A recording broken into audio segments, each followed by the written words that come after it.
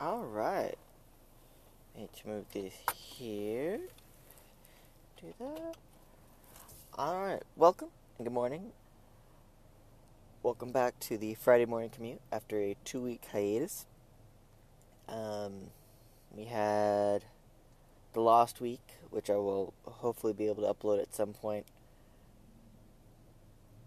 I had a little bit of a heavier subject than what we're going to talk about today. And then last week I just completely spaced on this. We've been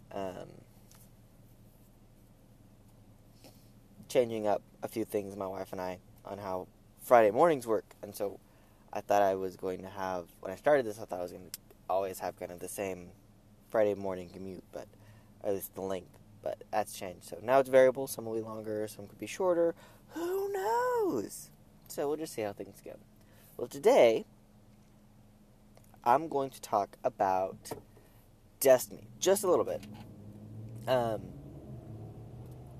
And the kind of the patch notes that came out last night, and specifically in regards to the weapon balancing. So if you played any type, of course, I go to break and my angle shifts. There we go. Okay. So if you play any sort of game, especially a game that has an online multiplayer aspect, people are going to make suggestions on how certain game mechanics should work. Now, when Destiny first launched, they had kind of the base playing field that they had through alpha and beta and some tweaks.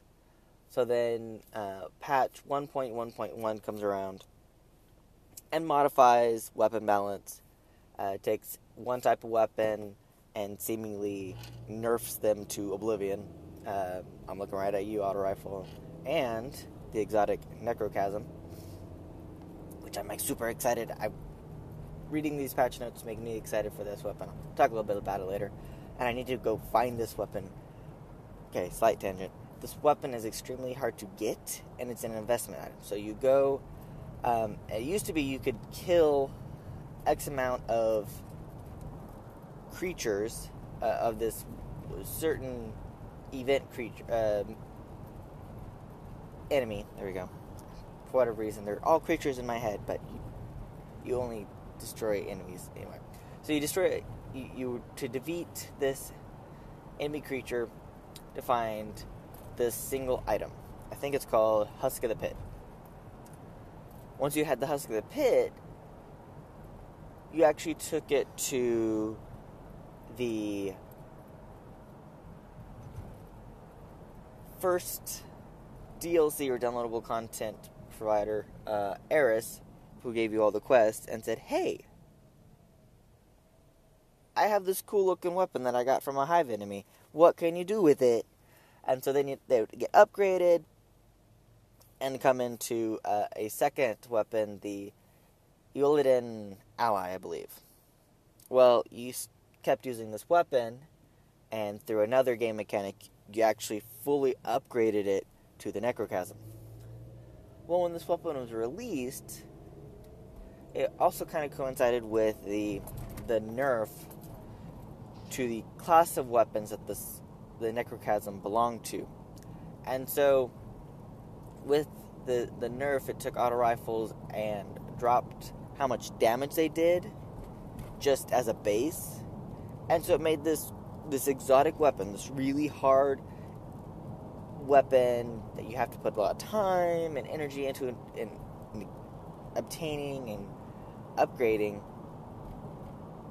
and made it useless. I mean, it literally is a pretty, but that's about it. All it is pretty. So apparently that wasn't supposed to be the case. If you read the patch notes, they went, oh, so we had great intentions for this weapon because it had a questing mechanic behind it of how you got it and how you invested into it. And then so that was the weapon design team. And then the weapon implementation team said, oh, this is a cool weapon. We're going to use it with the base stats that we're about to roll out with this nerf. And they didn't communicate that this was supposed to be a pretty powerful weapon. But they're correcting that, which leads us back to the patch notes. They've got good amounts of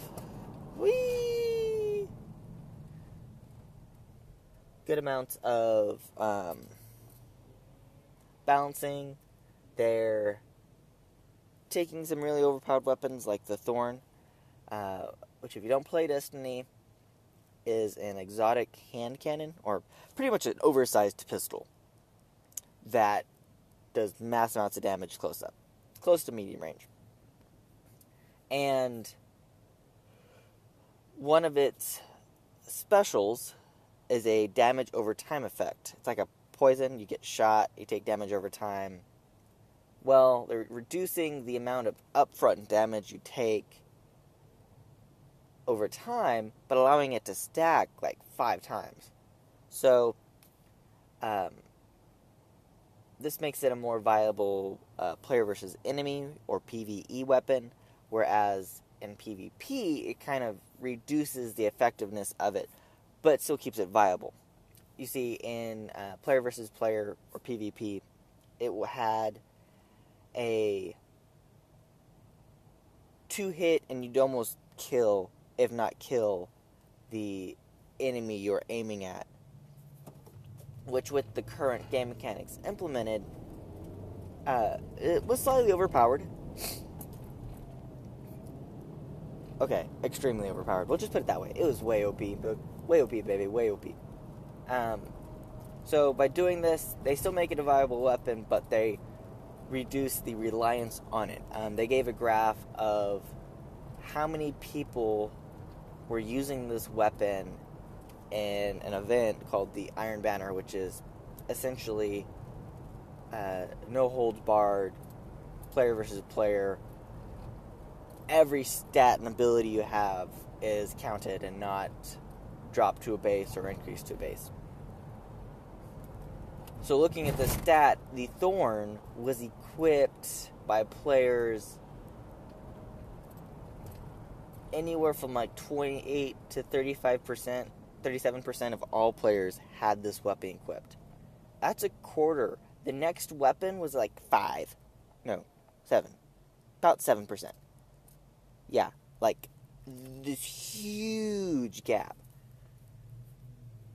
Now there's another exotic that they changed, called the Gallarhorn, and they nerfed this just lightly. So what had been happening in the Destiny community is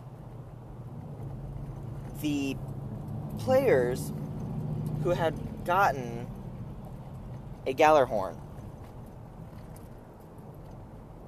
or players who knew the effectiveness of the Gallarhorn, were actually starting to be selective and not allowing people to join their fire team for the in-game raids because players did or did not have a Gallarhorn.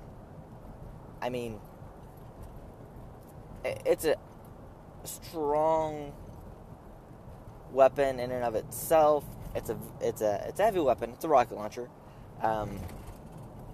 It can either track or it can explode in proximity. So it just depends on your playstyle or the enemy you're fighting. But the next one, the fact that people were being exclusionary just because you didn't have this weapon was something that the Destiny creators, Bungie, were not wanting to foster.